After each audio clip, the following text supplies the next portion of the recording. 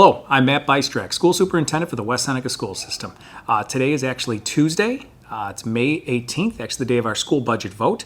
I just wanted to take some time for this week's video message to answer some questions that we had about next Monday, May 24th's increased in-person instruction, our return of our students at the secondary level. So we did get some questions sent to us to the email address we provided last week, and I just wanted to take a few minutes to go over them. So somebody had asked a question about a cleaning routine, and ultimately kind of asking how are we going to maintain properly hygienic facilities. So I will tell you that we've really stepped up our cleaning protocols just during this pandemic, and that's going to continue. But I would also note too that the focus really from the Department of Health and CDC has been less on surfaces and more about air quality and circulation. So another question too, actually I got this in a couple of spots. Parents kind of asking the question, hey, what if my child needs to stay hybrid or not come every day, or not come all the days that they're able to come.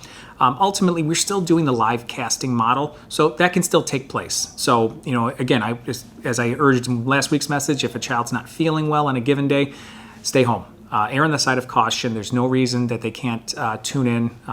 This is just a few weeks at the end of the school year, but we're still doing the live casting models. So somebody asked a question about lunches. How will meals be served? So we really are taking a very similar approach that we have at the elementary school level in terms of utilizing cafeterias, tents, hallways. Just anywhere that we can have people eating safely, 6 feet apart, we're going to take advantage of that. And with the nice weather coming, there'll be a lot more folks going outside to eat. So somebody asked a question about masks and mask wearing in the warmer weather. So it's a great question, and I can tell you that this is something that school districts across the New York State, across the country, really are facing with the increasing temperatures. So I think we would follow our typical protocols in terms of just safety first. And again, if the weather's nice, if it's that hot and the weather's nice, maybe some more outside time. We're gonna have to be a little creative with that for our folks. And if they're outside and distance, that they could take their masks off. So.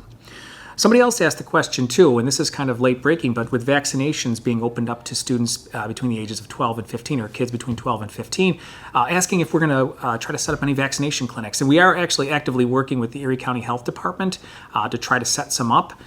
That said, I know a lot of districts are making the same request. So they'll do whatever they can do to help support the process throughout the school districts in the area. I can't guarantee that we're going to be able to make it work, but we are attempting to do that.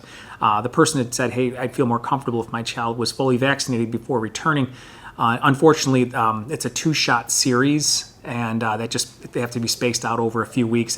I don't see that. I don't anticipate that being a possibility. So. Somebody else asked a really good question about quarantining, and they said, hey, if one child tests positive, is it the entire class that gets quarantined? Is it just students within 3 feet or 6 feet? So it's not necessarily the whole class. And to go back to it again, the Erie County Health Department is responsible for all quarantining. We're not able to quarantine anyone. We communicate with the Erie County Health Department, but that's about it. So they're still using the 6-foot rule for quarantining. So as I said in a previous video, there's an increased risk for quarantining.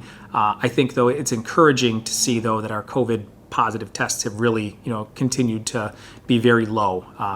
Most days we have either 0 new cases, or we have 1 or 2 on a given day. So it's been pretty low. And actually, as of last check, this was the most recent data from the Erie County Health Department. Our infection rate was at 82 per 100,000 residents in Erie County. That was as of May 16th, so a couple of days ago. But that's also very encouraging too. That number continues to decline. So I did get a few questions about West Middle School's 6th grade. And as I had said in my video message last week, unfortunately, we just don't have the space to accommodate them back in anything beyond hybrid for the last few weeks of the school year. So, and I can tell you, as soon as we learned that there was even a possibility of a 3-foot return, we started, refiguring classrooms, any furniture that we could move out that we hadn't already moved out, we moved out. Our folks have been looking at trying to reschedule kids into, classes into bigger locations. Frankly, the question was posed, why is it the 6th grade versus the 7th and 8th grade at West Middle? How come 7th and 8th can do it?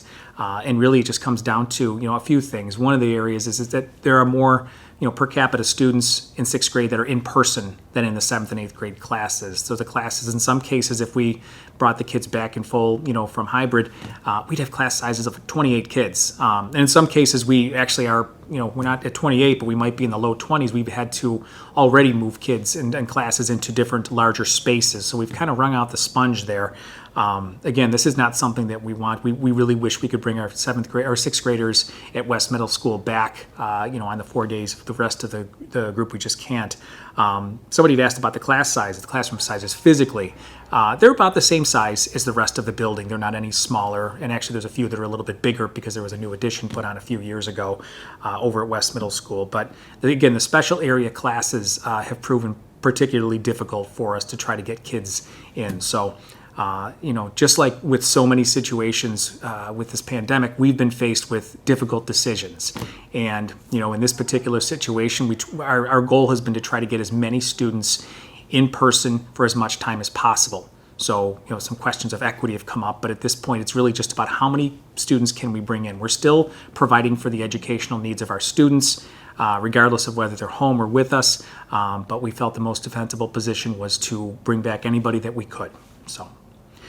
And as I said, the infection rate is well below the 100 per 100,000. So we're trending in a good direction to be able to start an increased in-person, which the high schools 5 days and the middle schools at 4 days a week, the Monday, Tuesday, Thursday, Friday, starting next Monday. We will obviously communicate more information throughout the course of the week and keep you posted on that infection rate. But if the current trajectory continues, we'll be in good shape for next Monday.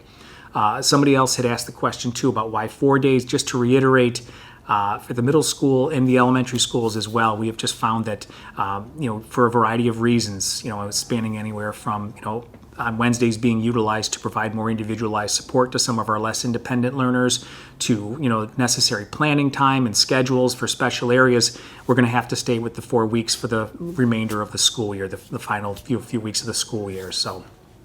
Kind of pivoting here too, we are already planning for next year, for next September. And again, as things continue with this current trajectory, I don't see any reason why we wouldn't be in school fully at, everybody coming back who wants to, and, at 5 days a week. So one of the things we're going to be doing, I mentioned in my last video message, is we're going to be reaching out to our community, staff, families, just getting some feedback as to the areas that you might be particularly concerned about, or areas that you feel should be a priority moving into next year. Basically, what are you worried about?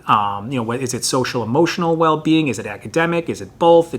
So we're going to be sending out some surveys as kind of a jumping off point to gain some feedback to kind of help guide us a little bit. Some of our planning, we're creating structures, but how we operate within those structures is really going to largely depend on what our community says is going to we should be focusing on. So anyway, I apologize, a slightly longer video message than we've had over the past few weeks, but I appreciate you tuning in, and I hope everybody has a great day and enjoys the weather. Thank you.